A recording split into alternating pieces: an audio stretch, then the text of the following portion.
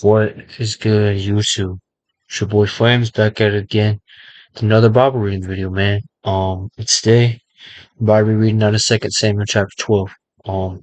Without further ado, man, let's get right to it. In today's chapter, in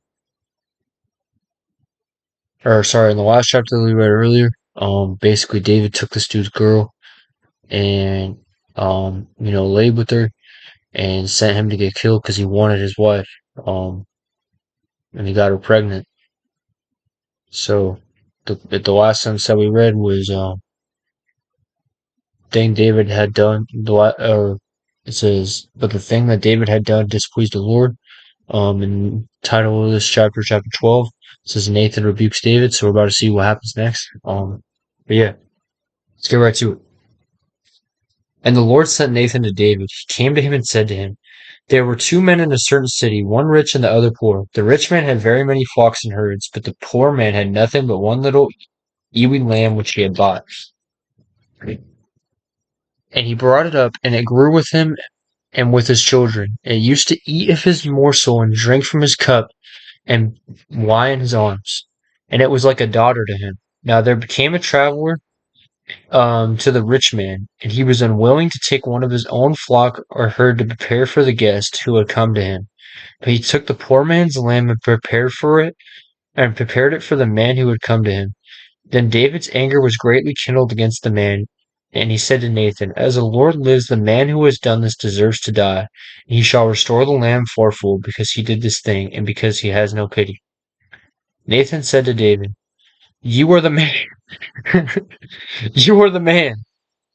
Thus says the Lord, the God of Israel, I anointed you king over Israel, and I delivered you out of the hand of Saul. He got straight to the point. He didn't let him think about it or nothing. I don't know why that was funny to me. And he gave your master's house and your master's wives into your arms, and gave you the house of Israel and of Judah. And if this were too little, I would add to you as much more. So this is a good lesson, bro. Like, if you're always looking at somebody else's girl in general, bro, somebody else's, like, if you see a girl and like, oh man, she's bad, right? And you always kind of have that mentality. You're never going to be satisfied with what you have. You're going to go look at your girl and you're going to start comparing her to somebody else. Um, or, whatever, right? So you're just never going to be satisfied because in your eyes, there's always going to be somebody who looks better, right? Even if it's not even true, it's just like how our lustful desires are as people, right? So, that's why it's important to try not to think like that, even though, it's hard sometimes. You got to try and, rebuke that kind of thinking because, it's dangerous, right? David was a king over Israel. He had whatever he wanted, but he still wasn't satisfied and wanted another man's girl. When he already had so much, he already had hella wives. He already had at least a few, you know?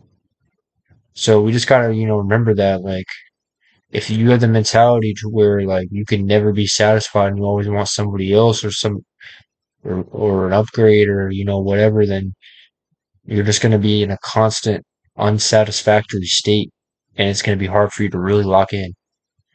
Um, yeah. Um, okay. And I gave you your master's house and your master's wives into your arms. I gave you the house of Israel and of Judah. If this were too little, I would add to you as much more. Why have you despised the word of the Lord, and do what is evil in his sight?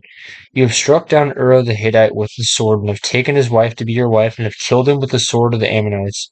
Now therefore the sword shall never depart from your house, because you have despised me, and have taken the wife of Uriah the Hittite to be your wife. Thus says the Lord, behold, I will raise up evil against you out of your own house, and I will take your wives before your eyes and give them to your neighbor, and he shall lie with your wives in the sight of his son.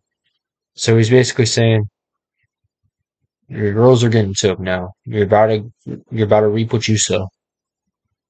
Um, for you did it secretly, but I will do this thing before all Israel and before the sun. David said to Nathan, I have sinned against the Lord. And Nathan said to David, the Lord also has put away your sin. You shall not die. Nevertheless, because this deed you have utterly scorned the Lord, the child who was born to you shall die. Then Nathan went to his house. David's child dies. And the Lord afflicted the child that Uriah's wife bore to David, and he became sick. David therefore sought God on behalf of the child, and David fasted and went in and lay all night on the ground. And the elders of his house stood beside him to raise him from the ground, for he would not, nor did he eat food with them. On the seventh day the child died, and the servants of David were afraid to tell him that the child was dead, for they said, Behold, while the child was yet alive, we spoke to him, and he did not listen to us. How can we say to him, The child is dead? He may do himself some harm. But when David saw that his servants were whispering together, David understood that the child was dead, and David told his servants, Is the child dead? They said, He is dead. Then David arose from the earth and washed and anointed himself and changed his clothes. And he went unto the house of the Lord and worshipped. He then went to his own house, and when he asked, they set food before him, and he ate. Then his servants said to him, What is this thing that you have done? You fasted and wept for a child while he was alive, but when the child died, you arose and ate food. He said, While the child was still alive, I fasted and wept for I said, Who knows whether the Lord will be gracious to me that the child may live? But now he is dead. Why should I fast? Can I bring him back again? Shall I go to him, but he will not return to me? Solomon's birth. Then David comforted his wife Bathsheba and went into her and lay with her, and she bore a son, and he called his name Solomon. And the Lord loved him and sent a message by Nathan the prophet, so he called his name um, Jedidah, because of the Lord. Solomon's about to be a very key figure in the Bible later on. Rabbah is captured. Now Joab fought against Rabbah of the Ammonites and took the royal city. And Joab sent messengers to David and said, I have fought against Rabbah. Moreover, I have taken the city of waters. Now then gather the rest of the people together and encamp against the city and take it, lest I take the city and it be called by my name. So David gathered all the people together and went to Rabbah and fought against it and took it. And he took the crown of their king from his head. The weight of it was a talent of gold, and in it was a precious stone, and it was placed on David's head. And he brought out the spoil of the city, a very great amount. And he brought out the people who were in it, and set them to labor with saws and iron picks and iron axes, and made them toil at brick kilos. And thus he did to all the cities of the Ammonites. And David and all the people returned to Jerusalem. Okay, that is it. For today's second video. I really appreciate y'all for watching. I love you so much. Please pray for me.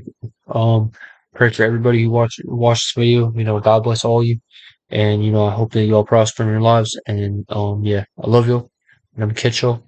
Peace.